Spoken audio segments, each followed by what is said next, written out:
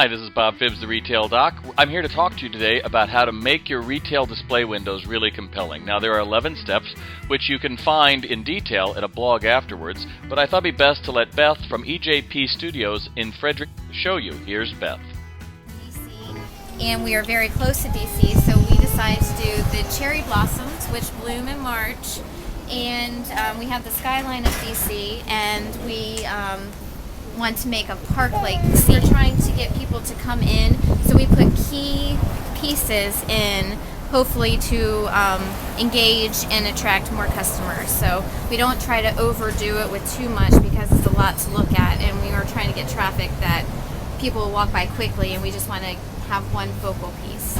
So this month our focal piece, obviously we sell furniture, so we have a black bench in there, an outdoor bench, a leather purse, which is a high price point, and then we have a coffee cup sleeve. We plan them about a month in advance, and we try to come up with a theme that will fit the entire month.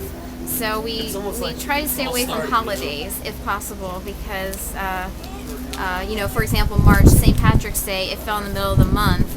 And so if we only change our window monthly, we would have to do it more often. So now we're inside on the other side of the display, and you can see a little bit better. I hand cut these butterflies out of scrapbooking paper I found at our local art store. And there are 1,300 butterflies. Some have fluttered away from the scene, but I did hand cut those. There was a pattern on marthastewart.com. I copied her pattern and made these butterflies. So it is possible. I did it in one night while I was watching TV. I know. Wow. But it is possible. So once you come up with the idea, that's the other thing. We try to keep our windows under $30 of prop. That's very important. So, sometimes of course we do go over, but it has to be something that we can reuse. So what's going to happen to this stuff? This stuff, we're going to dismantle it.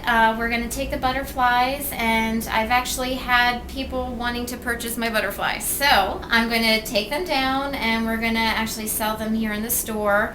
We might actually use them just on, for example, when they flutter down or they fell off our display, we've just been putting them on signage to get people's attention. So we'll probably use them throughout the spring, maybe on some floral arrangements too. What does it sell though? Does the stuff sell?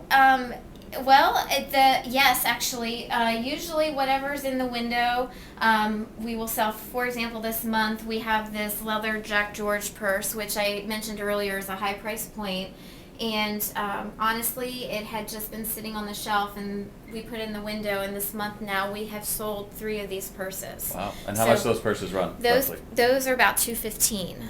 Wow. So it's not exactly what you'd expect in a boutique necessarily. No. And so those are always nice. It's a nice day when someone comes in and says they have to have that purse.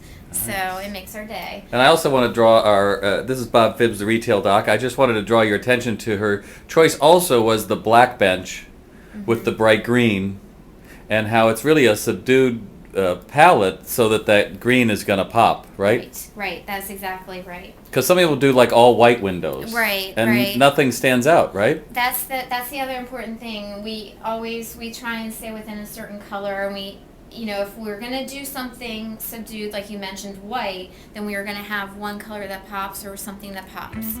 Thanks, Beth, and make sure you check out all the details in the blog at the link below and visit Retail Doc.